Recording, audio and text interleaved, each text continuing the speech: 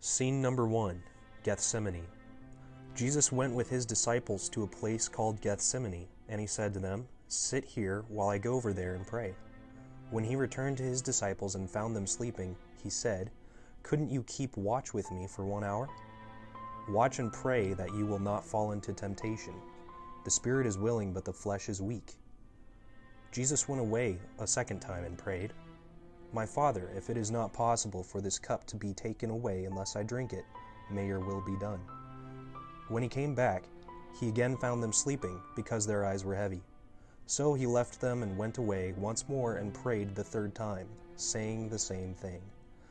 Then he returned to the disciples and said to them, "Are you still sleeping and resting? Look, the hour has come, and the Son of Man is delivered into the hands of sinners. Rise, let us go. Here comes my betrayer."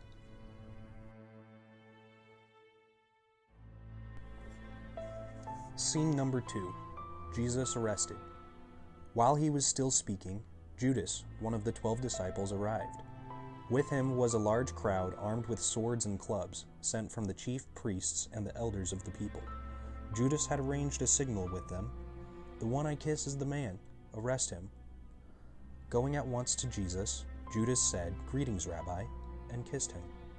Jesus replied, "Do what you came for, friend."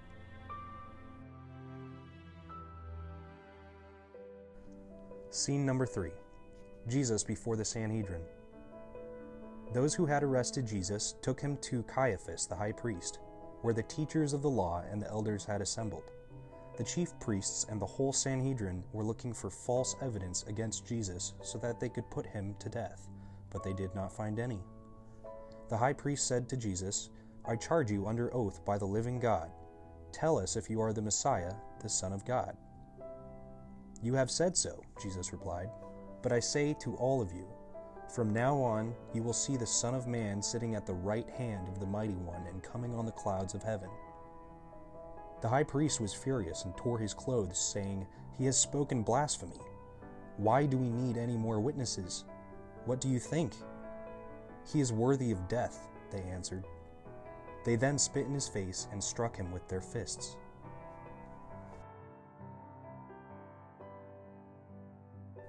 Scene number 4, Peter disowns Jesus. Now Peter was sitting out in the courtyard, and a servant girl came to him. "You also were with Jesus of Galilee," she said, but he denied it before them all. "I don't know what you're talking about."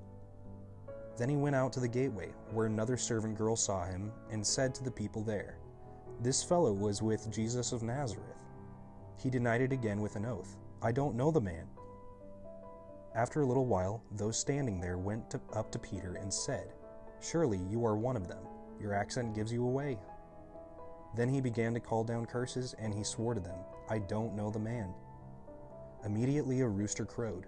Then Peter remembered the word Jesus had spoken, "Before the rooster crows, you will disown me 3 times." And he went outside and wept bitterly. Scene number 5, Pontius Pilate. Then Jesus stood before Pontius Pilate, the Roman governor of Judea. "Are you the king of the Jews?" he asked. "You have said so," Jesus replied. Then Pilate asked him, "Don't you hear the testimony they are bringing against you?" But Jesus made no reply, not even to a single charge. Now it was Pilate's custom at the festival to release a prisoner chosen by the crowd. At that time they had a well-known prisoner whose name was Barabbas. Pilate asked the crowd, "Which one do you want me to release to you, Barabbas or Jesus who is called the Messiah?" "Barabbas," they answered. "Then what shall I do with Jesus who is called the Messiah?" They all answered, "Crucify him." "Why? What crime has he committed?" But they shouted all the louder, "Crucify him." When Pilate saw that he was getting nowhere and that the crowd was getting out of hand, he became afraid, and he took water and washed his hands in front of the crowd. "I am innocent of this man's blood. It is your responsibility." Then he released Barabbas to them, had Jesus beaten, and handed him over to be crucified.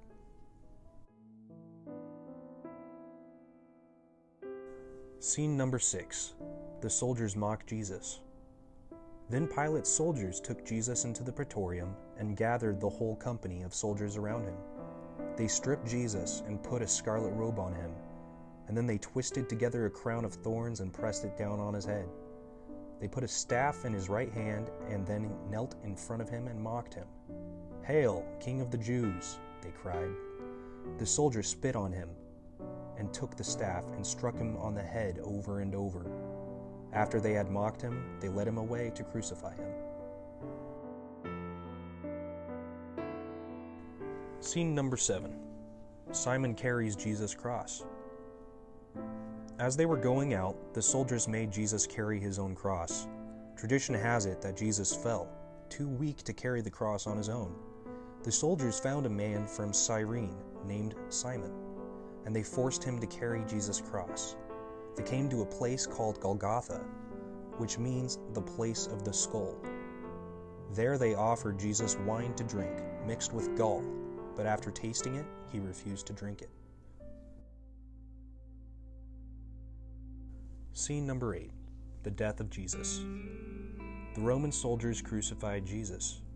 Jesus said, "Father, forgive them, for they do not know what they are doing." Then they divided up his clothes by casting lots.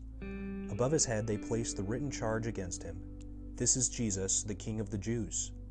Those who passed by hurled insults at him, shaking their heads and saying, "You who are going to destroy the temple and build it in 3 days? Save yourself. Come down from the cross if you're the Son of God." Even the rebels who were crucified next to Jesus shouted insults at him. After many hours of hanging on the cross, Jesus cried out in a loud voice, my God, why have you forsaken me?" The people mocked him even more, offering him bitter wine and vinegar to drink. Jesus cried out again in a loud voice, "It is finished," and gave up his spirit and died. Scene number 9. The burial of Jesus. That night, a follower of Jesus named Joseph went to Pilate and asked for Jesus' body. He then took the body, wrapped it in a clean linen cloth, and placed it in his own new tomb that he had cut out of the rock. He rolled a big stone in front of the entrance to the tomb.